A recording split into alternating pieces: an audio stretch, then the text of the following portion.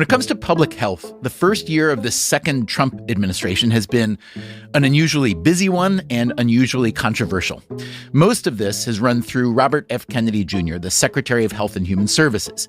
In just the past few weeks, Kennedy overhauled the government's recommendations for childhood vaccines and revised the so-called food pyramid, promoting animal proteins especially, while downgrading ultra-processed foods, refined carbohydrates, and added sugars.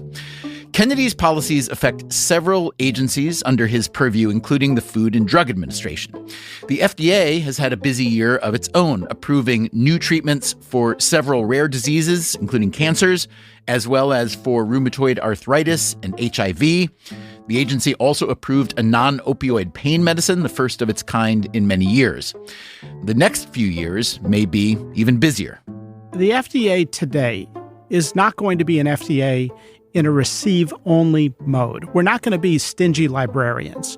We're going to go into the pipeline, find out what sounds promising, and bring that to the forefront. That is Marty Makary, commissioner of the F.D.A. He has been on Freakonomics Radio a few times in the past, and he made a brief appearance in last week's episode about brain supplements. Makary was a longtime surgical oncologist and professor of surgery at Johns Hopkins University.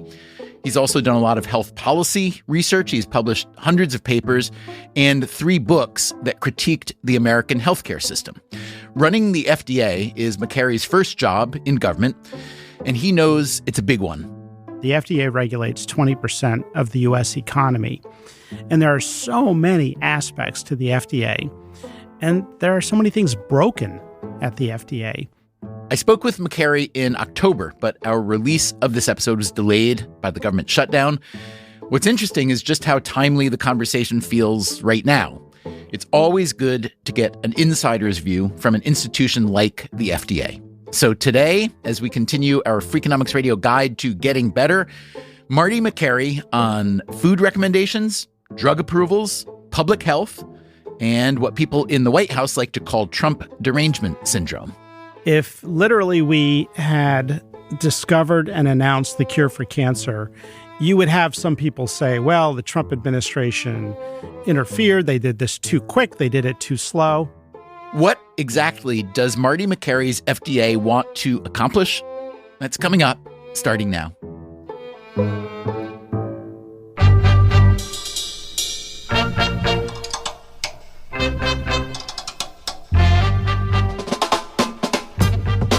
This is Freakonomics Radio, the podcast that explores the hidden side of everything, with your host, Stephen Dubner.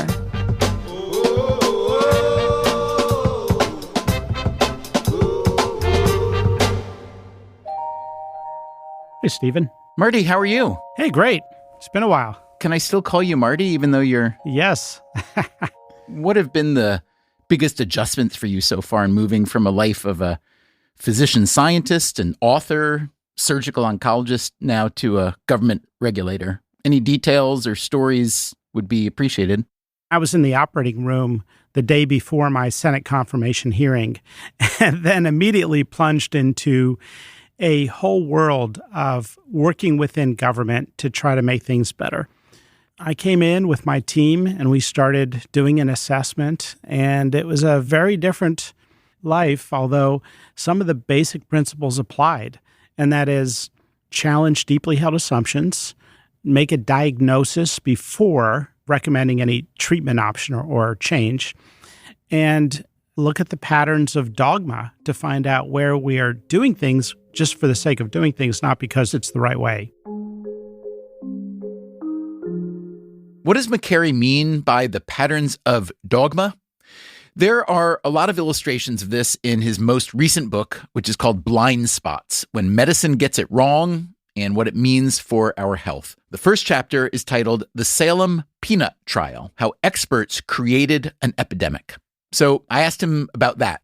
The modern-day peanut allergy epidemic, which didn't exist 2 generations ago, was in part because of a medical dogma magnified by the American Academy of Pediatrics that young kids should avoid peanut butter until they're age 3. They thought they were doing the right thing by saying that to prevent a peanut allergy, just stay away from peanut products early in life. Turns out they got it backwards. They forgot about a basic principle in science called immune tolerance. They never talked to the laboratory scientists who understood immunology. It turns out that a kid should be exposed to peanut butter at age 6 months, 7 months, as early as a kid can eat in tiny little safe doses. And that reduces the risk of peanut allergies. But by going in hard with dogma and no data, it became this perpetual vicious cycle where now it was banned in schools. Talk to me for a moment about FDA approval years ago of OxyContin and what you might have liked to see done differently then. The approval of OxyContin by the FDA represents one of the moments in FDA's history where it was captured by the industry it was supposed to regulate.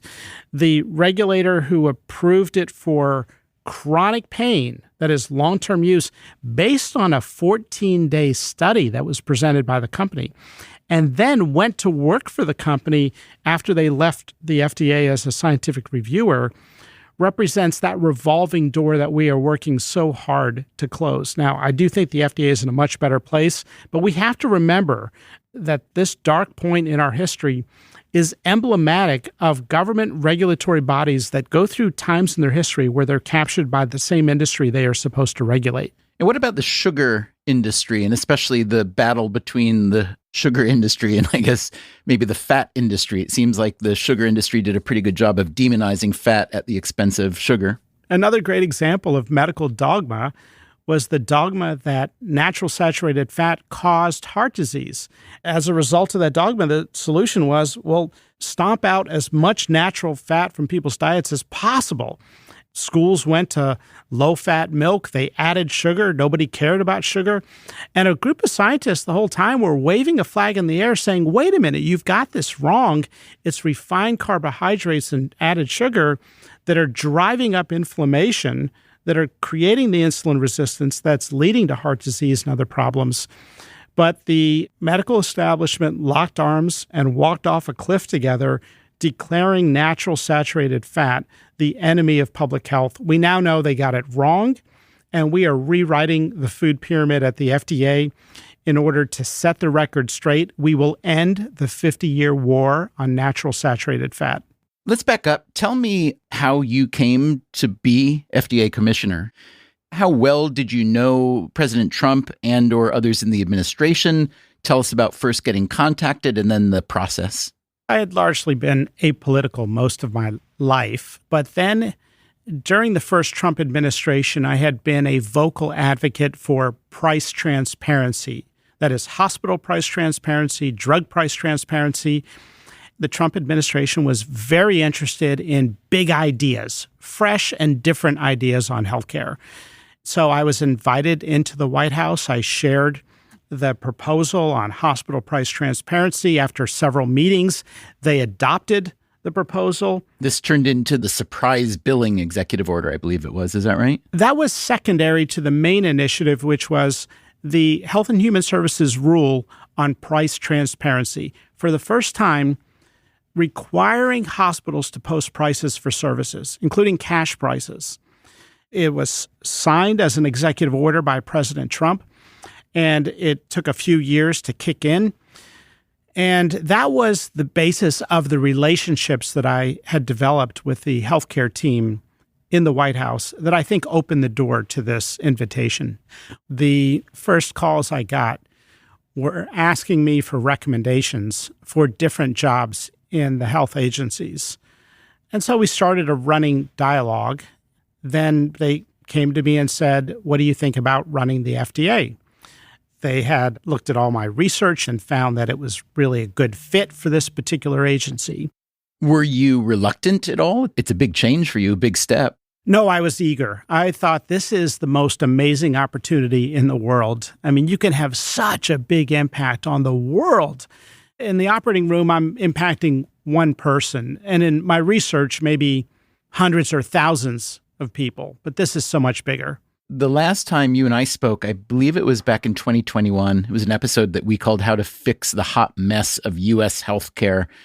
And you said if there are two fundamental drivers of our broken, costly healthcare system, it would be pricing failures and inappropriate care. Talk to me about how high those are on your to-do list now. They are still very big priorities in what we do. We have a tremendous opportunity to lower drug prices for everyday Americans. And we're doing it through creative ways. It's not historically the domain of the F.D.A., but because the health agency heads, that is the head of the Center for Medicare and Medicaid Services. That's Mehmet Oz. Yeah, Oz, and Jay Bhattacharya at the NIH, because we work very closely together and talk a lot with the Secretary of Health, we actually come up with ways to lower healthcare costs together in synchrony. You're talking about what people are calling the most favored nation pricing, or beyond that? Yeah, that's a good example. At the F.D.A., we're telling companies that if they promise to provide prices comparable with other developed nations around the world, that is, give us the best price, then we'll give them priority in the review. And a voucher to get a priority in review has a street value of $500 million, roughly. So we're using market incentives essentially to create incentives for companies to lower their prices. I'm sorry, I'm laughing only because it is the problem that was created historically by the FDA in that very slow drug approval. That's right. I mean, this is a good example. Let's drill down on that a bit more. The FDA, from my read at least, is being disrupted less than many federal agencies during the second Trump administration, but it still seems as though you're thinking a little bit from a blank slate here. Can you just talk about how you were thinking about the agency's remit overall? As you mentioned, 20% of the economy goes through your agency, which is just remarkable because it's not just pharmaceuticals, but food, et cetera, et cetera. So I'm curious whether, A, you think that remit is perhaps too broad, and B, I'd like to know how that very broad remit maps onto your experience as someone who has been pointing out for years the ways in which the system is tangled, where the incentives are often perverse and so on. Well, we have two problems. One is overregulation, and the other is underregulation. But by far, the problem of overregulation and regulatory creep dominates the business of the F.D.A. and its interface with the U.S. economy. It's my opinion that we could engage in more deregulatory policies, cut the red tape, and challenge the assumption that it takes 10 to 12 years for a new drug to come to market. If you have the cure for breast cancer, it does not make sense to me that we put you through a long, arduous process that takes that long when we can probably make basic assessments on safety in a year or two. Now, obviously, nobody likes that lag. Can you talk for a moment about historically how that lag was created? If you could just kind of walk us through how we got to where we got with the very slow approval, and then specifically what you're trying to do about that.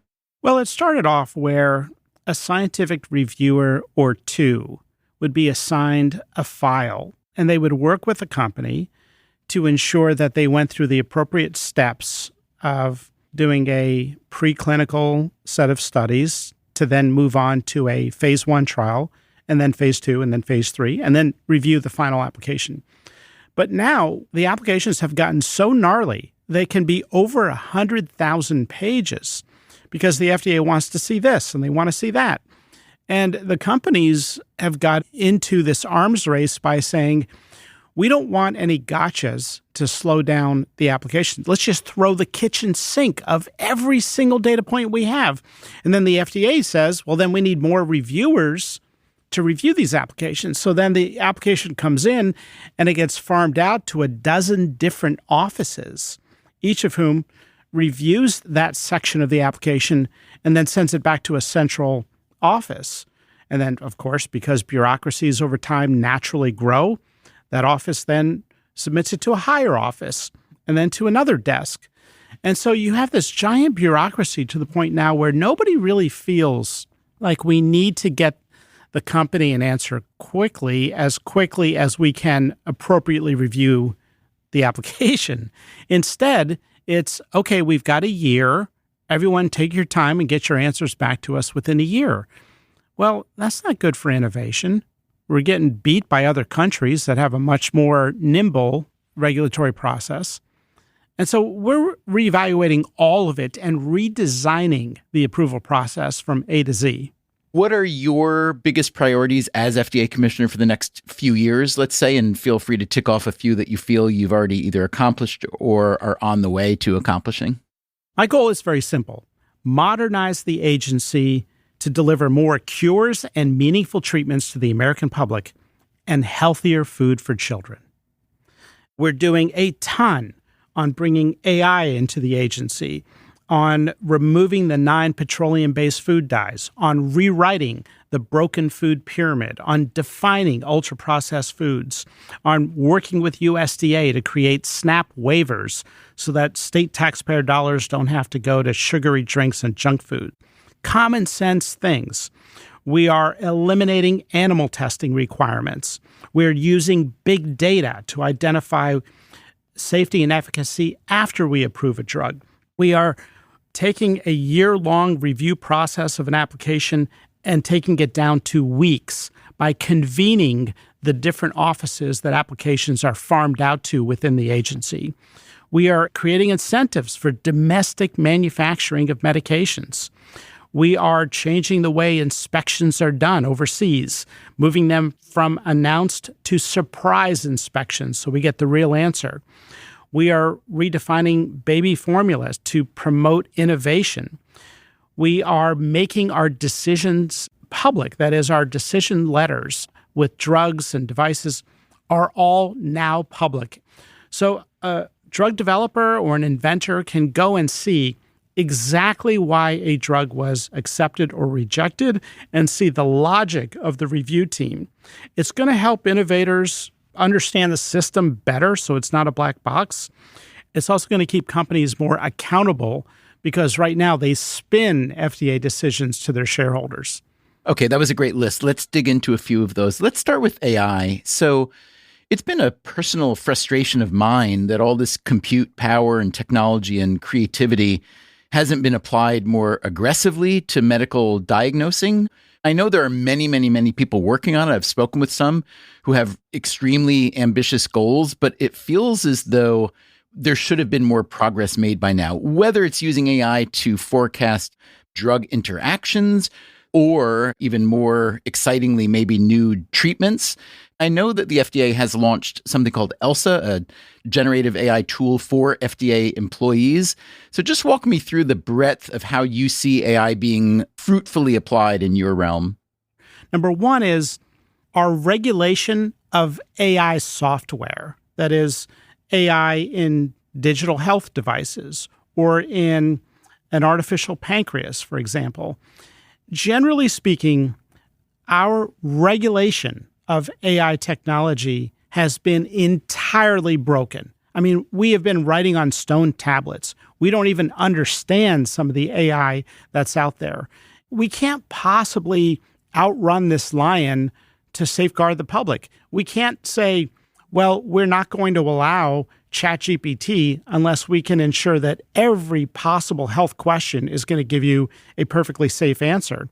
And so we've got to modernize our regulation of AI technology. I feel like every administration, though, when the smart people like you come in a new administration, every single one says too many agencies, too many lawyers, too much indecision, too much time, and I'm going to change it. But it seems almost impossible to do. Do you have some secret weapon? First of all, we are getting things done in record time.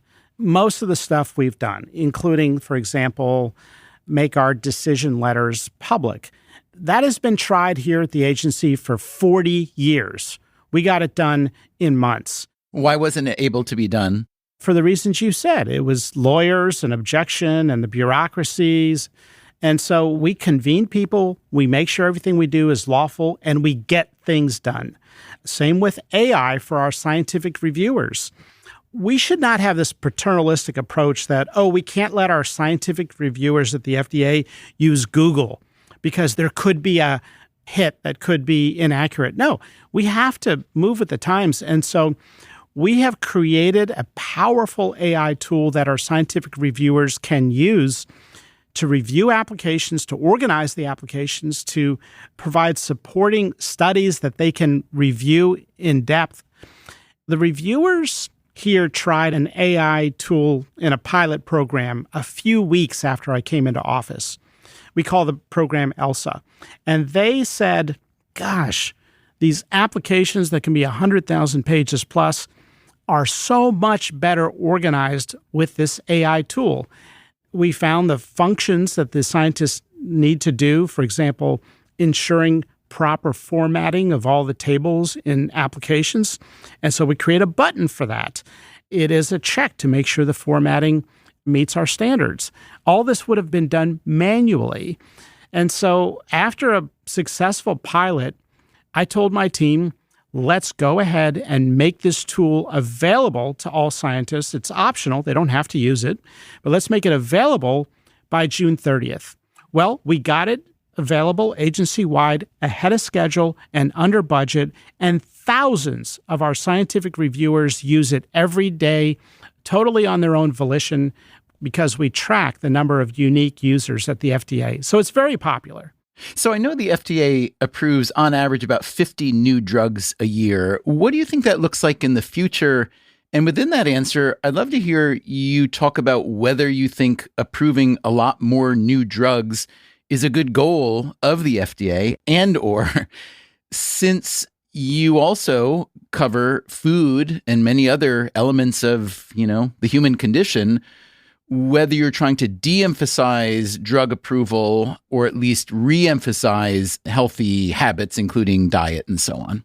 I do think it is a healthy goal for the FDA to have more approvals each year. Now, we want approvals that are meaningful, that are supported by data, and that are powerful things. We're really interested in meaningful treatments and cures to some of the biggest unmet public health needs in our society. I want to see in the next year or two, and I do believe we're going to achieve this very bold goal, a cure or meaningful treatment for type 1 diabetes, for neurodegenerative disorders, for certain types of stage 1 and stage 2 cancer, such that a tumor is eliminated without the need for surgery or chemo or radiation. I want to see a universal flu shot, so that we don't have to guess each year what the strain is going to be. A flu shot that would give you immunity for decades against future strains that have yet to mutate. And I do believe very firmly that we need to get a decision out quickly on these potentially promising treatments for PTSD. We lose 8,000 veterans a year to suicide. That's more than the entire Iraq and Afghan wars combined. The wars are over, but our men and women are still dying. We owe it to them to get a decision out quickly on some of these potentially promising treatments for PTSD. Some of these potential treatments, including drugs that have been used more recreationally or for anesthetics and so on? That's right. People have gone overseas or used some of these products in the black market. We can regulate this so it can be given safely to Americans who may not have the wealth or access to be able to get them overseas. Your list is extremely enticing, I'm sure, to anybody within the sound of your voice. Give me maybe one example with evidence to persuade me that this is not just a pipe dream. Let's maybe take type 1 diabetes. What makes you think there is better treatment around the corner? What are the mechanisms by which that would work? And what's been preventing it in the past? Well, my area of clinical medicine has been pancreas islet transplantation. And so this is an area very close to my heart. There's exciting things out there, and I can give you an example. But let me first say that we are going into the scientific review divisions proactively, something that's never been done before, and asking them, what are the most amazing treatments that you are seeing in the pipeline, even in the most early stage? And we're asking our scientific reviewers, are you seeing any data that's promising, even animal studies, preclinical, phase 1, even something just based on a mechanism of action? And if so, we don't want to be in a receive-only mode as an FDA. We want to reach out to the company and see how we can facilitate, how we can partner. We will not cut corners on our scientific review safety standards. That review is impeccably independent, and it will always be independent. Can you just talk a little bit more about your research or other research there that you feel is promising? And what would be clinical treatments resulting from that research if it can be accelerated as you're describing? There's technology now whereby some companies have started to grow a pancreas cell called the beta cell, that is the cell that makes insulin, in a laboratory and then infuse it into an animal or a human to see if it produces insulin in response to the sugar levels inside that individual. And there's some very promising results. Now, these cells historically have gotten rejected by the host, but it may be that that barrier is about to be overcome. And if so, we want to be there as a regulator during that process and walk them through the regulatory process. Another example, baby KJ at Children's Hospital of Pennsylvania was born with a genetic defect that is super rare, and you could never do a clinical trial. There's just not enough babies with this condition. We directly worked with the family and the doctors and the company that made a gene therapy and enabled that baby to get a gene therapy in infancy, something that would have been impossible to think about in a regulatory framework in any other setting.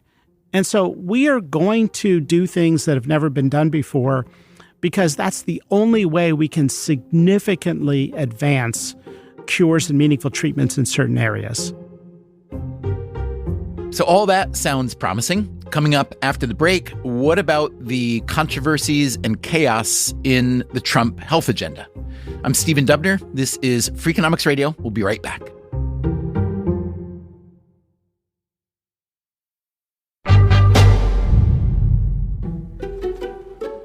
In September, Donald Trump and several health officials, including the F.D.A.'s Marty Makary, held a White House press conference to announce what they described as progress in uncovering the root causes of autism. The meteoric rise in autism is among the most alarming public health developments in history. There's never been anything like this.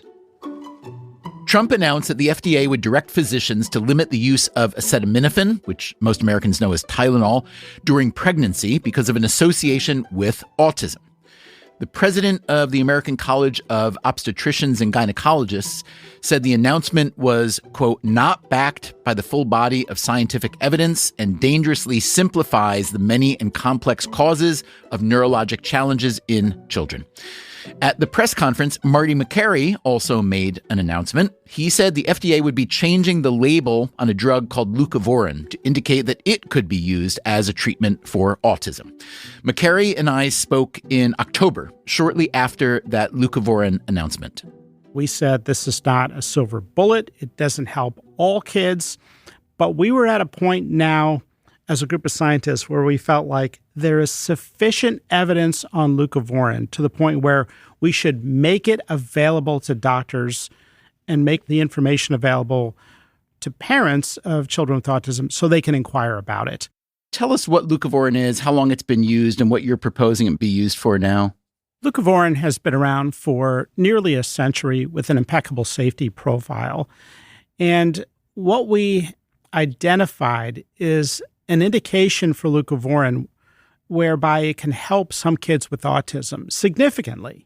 Let's say a group of children with severe autism, maybe half, have an antibody blocking the folate receptor at the brain.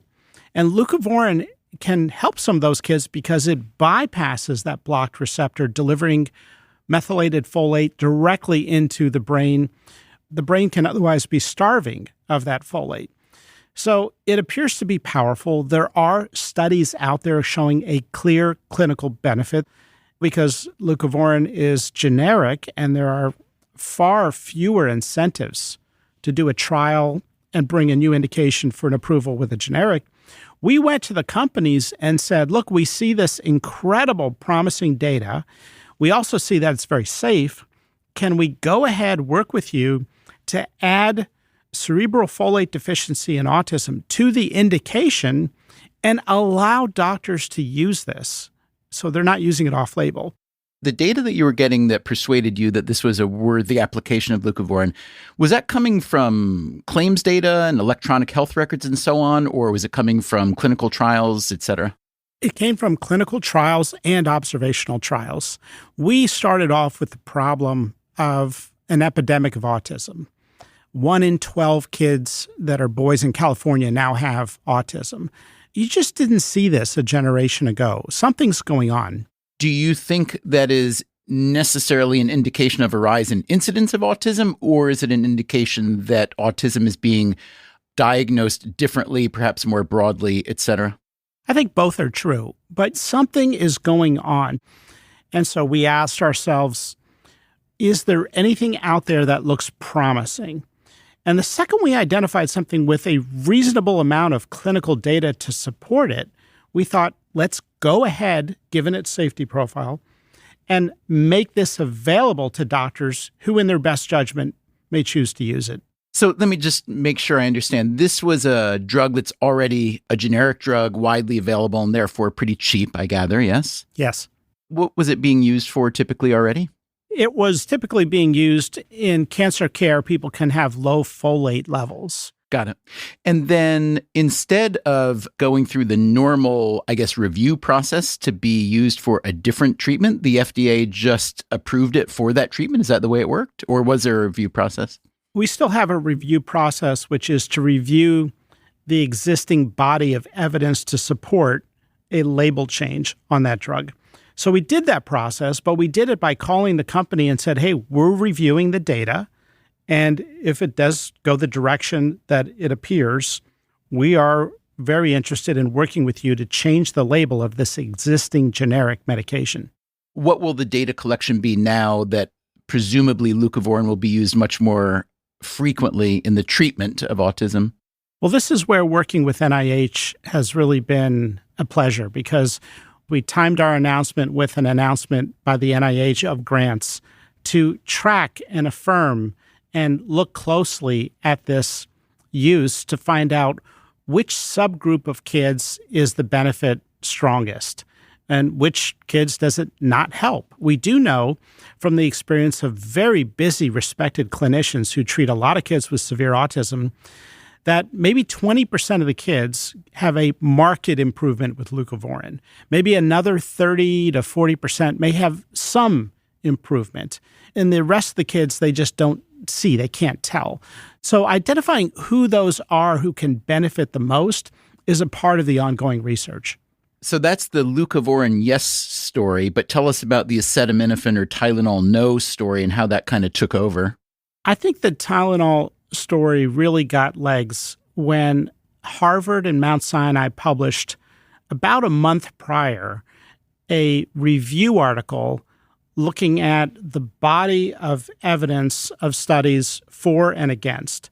It was 27 studies showing an association between prenatal acetaminophen and autism, and about 13 to 14 studies that went the other way.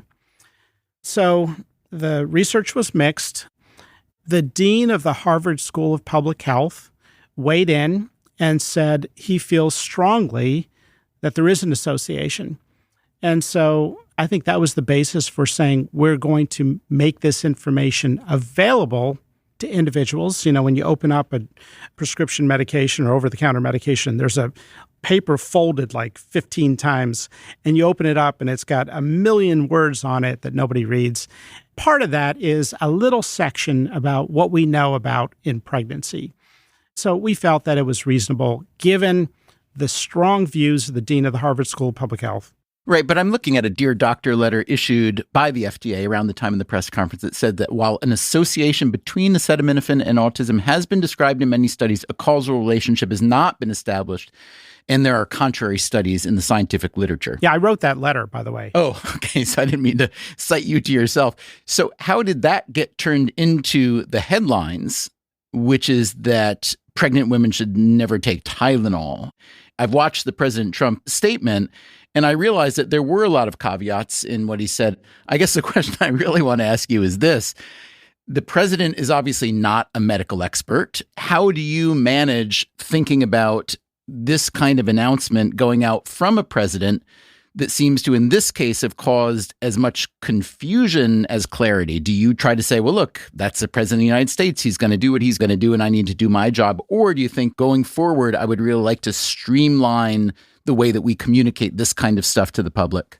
Well, I think the media coverage on this has been very incomplete because they'll pull a clip of a phrase that he said, but they leave out that he has said repeatedly in the exact same talk that there are exceptions, that sometimes a woman needs to take it, and that ultimately it's between an individual and their doctor. Those points were left out entirely in our politically charged media landscape. I don't mean to make you act as a media critic, but what you're describing now has been going on maybe forever, maybe since there was journalism. When the Democrats are in the White House, that's what conservative media and the conservative voters say, and vice versa. Do you have any thoughts for how to make coverage, especially of things like this, complicated medical issues for which there's almost never an always or never answer? I think we saw it during COVID. You had, for example, the American Academy of Pediatrics insist in the first year of COVID that schools should be open in the fall of 2020. And that was their message until President Trump said the same thing. And then they flipped immediately. That kind of contrarian, partisan politics that has now been injected by our medical societies into the narratives creates this kind of polarization that the media loves to feed off of. And so all I can do as a physician, as a regulator, is to speak directly to the data. Let's talk about DTC, direct-to-consumer pharmaceutical ads. I know that on September 9th, President Trump issued a memorandum directing your agency, the FDA, to target deceptive pharmaceutical ads. Can you talk about that? What constitutes deceptive? And I have, I guess, a larger question, which is, are you or anyone rethinking the fact that the U.S. is one of, I believe, just 2 countries in the world that allow direct-to-consumer pharmaceutical ads? That's right. We are one of 2 countries, along with New Zealand, that tolerate these direct pharma ads at the magnitude that we see, to the point where now they dominate the entire television media. It's literally to the point where in every commercial break, somebody is singing and dancing, or synchronized swimmers, or people marching somewhere in some beautiful Pleasantville, and they're trying to get you to take something. You don't even know what it's for. You never even heard about psoriatic arthritis, and you just feel like, okay, I give up. I'll take it. And then you might hear a long list of side effects, and you say to yourself, wait a minute, did they just say sudden death as a complication? And so what we have a responsibility to do at the FDA, and jurisdiction by Congress to handle, is that claims of a pharmaceutical company have to be supported by clinical data that they present to us. They cannot make claims that are unsupported, or they cannot advertise in a way that provides an imbalance of information to the point where it's all glowing and there's no side effects. Okay, but everything that's on TV has presumably gone through that process, yes? No. Some of those ads today list no side effects. Some of them actually have no words spoken. You will literally see an ad with the name of a drug, people dancing, and you'll hear music with no words uttered. And we see online pharmacies doing the same thing now, as if they're exempt and they can make claims about benefits with no mention of side effects. I know there was an FDA announcement recently recommending the use of organoids, or organs on a chip, for drug testing. I gather that is replacing to some degree animal testing. Could you just walk me through what that means? What's the upside? As a layperson, I've read that animal testing is a perfectly logical first step for drug testing, but that it often doesn't carry over very well to human treatment. So tell me what you're trying to get at there and what this organ on a chip might accomplish. Animal testing is not a very good model to predict how well a drug is going to do in humans. As a matter of fact, 90% of drugs that pass animal testing do not pass human safety and efficacy testing. So it's not a good predictor, and it goes both ways. Sometimes drugs are rejected because They don't pass animal studies, but then they are safe in humans. Aspirin would have never been approved based on animal testing studies, but it turns out aspirin is a powerful medication for humans. So there's a group of treatments and potential cures that have been essentially halted at the animal testing stage when now we have other ways to test how it works in humans.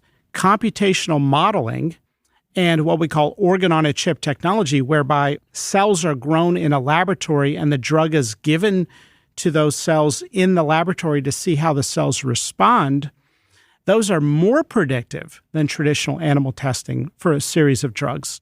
To me, that sounds like an obvious upgrade from animal testing, but it's taken a long time.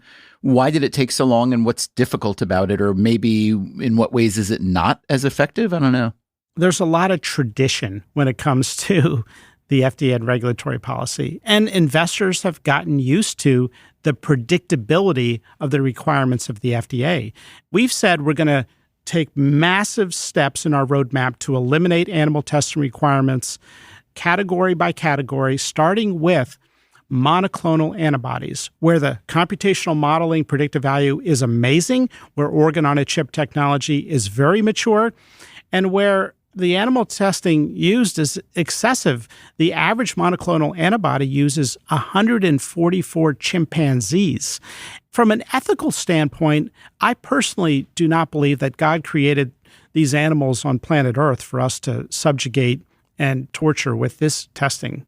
How do you think about regulating current and future forms of birth control, including medical abortion treatments? I know the FDA recently approved a generic version of the abortion pill mifepristone.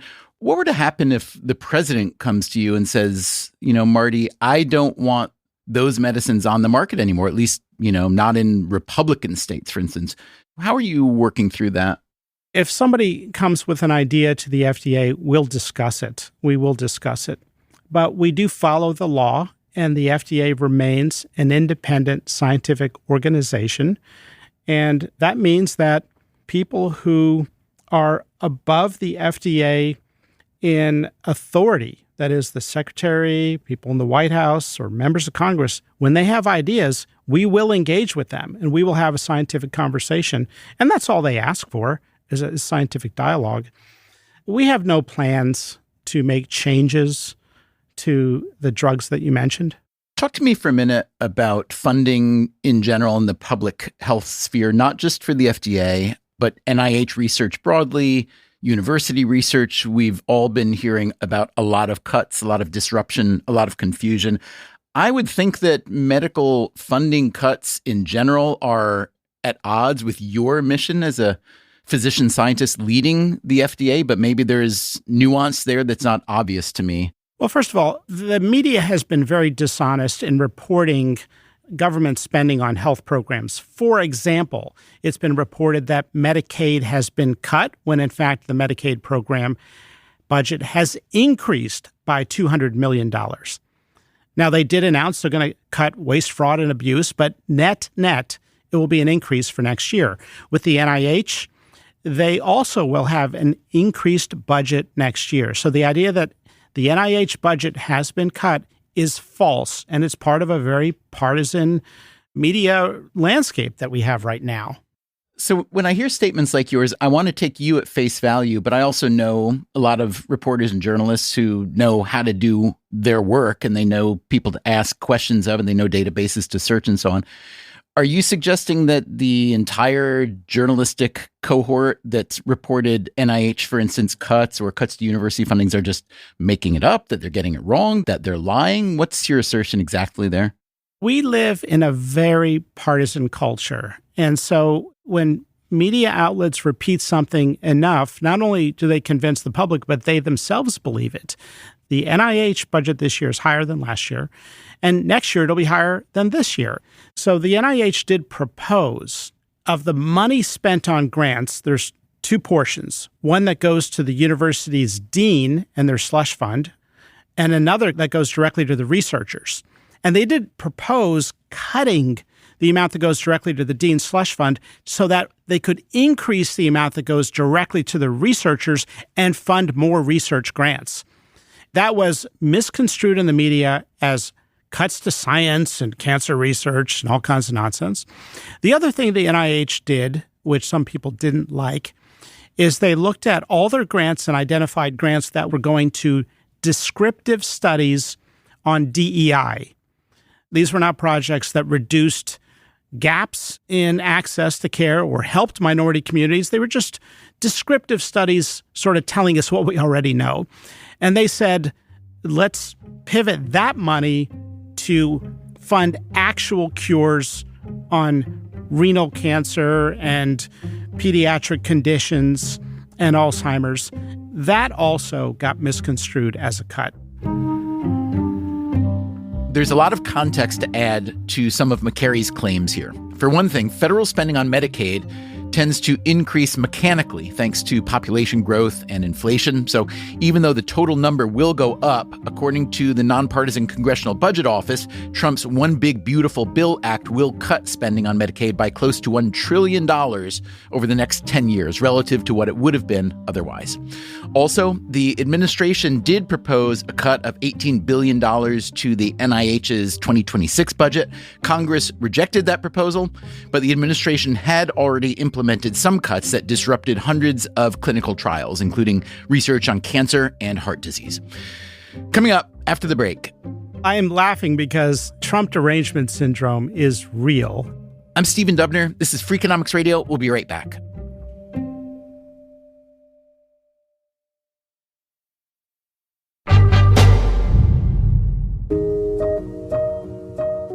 So your boss, HHS Secretary Bobby Kennedy Jr., is obviously an extremely controversial figure. Tell me where you align with him and maybe where you don't align, especially when it comes perhaps to vaccine efficacy and adverse events of vaccines. Secretary Kennedy is asking big questions that the American people are asking. I think when we get in the business of saying you are not allowed to ask a question, then we take a major step backwards scientifically and get back to an old priesthood that says we will decide where we have already made conclusions that something needs not to be challenged versus what may be allowed to be challenged. And if we really believe in the scientific method, as I do, then the way that you address hypotheses is by doing more study. And I think he's very open to what scientific inquiry ultimately decides. So, Marty, you've been on this show before as a physician scientist, let's call you, and I think of you as firmly part of the universe that I and listeners of this show live in. But there are millions of people out there now who feel that we're living in a different universe during the second Trump administration. All sorts of norms have been changed. All sorts of expectations have been altered. Millions of people are angry and fearful at this change of direction. So what kind of message do you have for them about this presidency? You are a member now of the Trump administration who also is a card-carrying member of the evidence-based scientific community, too. And many feel that those two are in conflict, that it's like a Venn diagram that does not intersect. So what do you tell your friends, colleagues, strangers who worry about that disconnect? Well, I am laughing because Trump derangement syndrome is real. And if literally we had discovered and announced the cure for cancer, you would have some people say, well, the Trump administration interfered. They did this too quick. They did it too slow. There's some derangement by which they have to be contrarians. And we've never seen that kind of reflex before. I think it started getting really bad with social media magnified during the politicalization of science during COVID.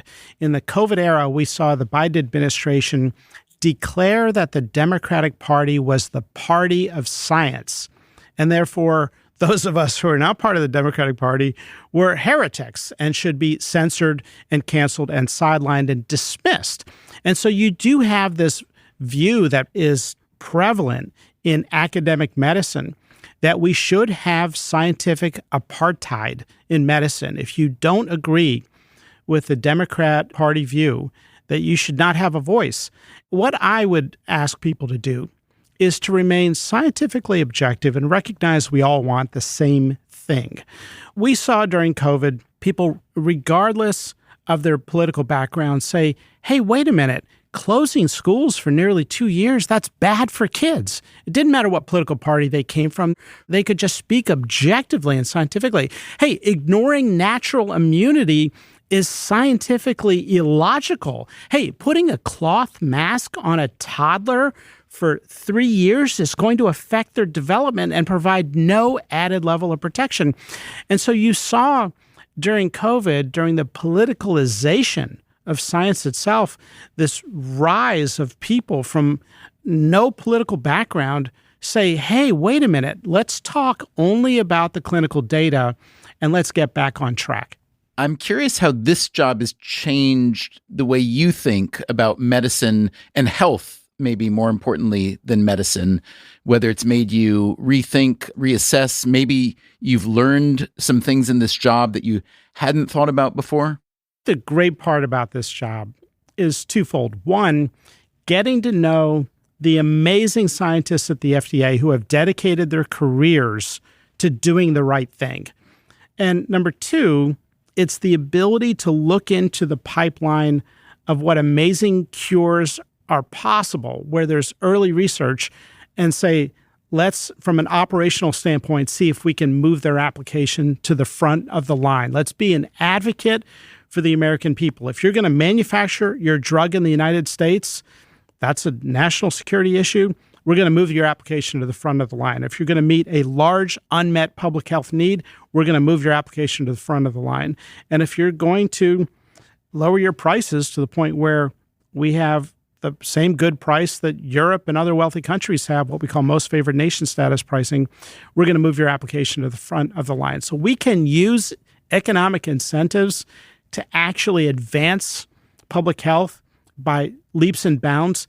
The operational challenge is aligning incentives, partnering with the industry, reminding them that our review is impeccably independent scientifically, but that we can partner with them to create a very easy user interface so that cures and meaningful treatments are not getting held up with needless bureaucracies and burdensome websites. How's morale at the agency? You sound great, but, we've been reading about people, scientists leaving on purpose or being asked to leave.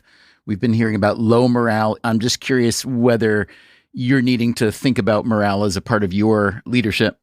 I think about morale every day, and it is overall very strong and getting stronger. We are in a growth mode. We are hiring nearly 1,000 scientific reviewers and inspectors. We are changing the broken old legacy processes at the F.D.A. so that we can do things efficiently and fast without cutting any corners on our thoroughness.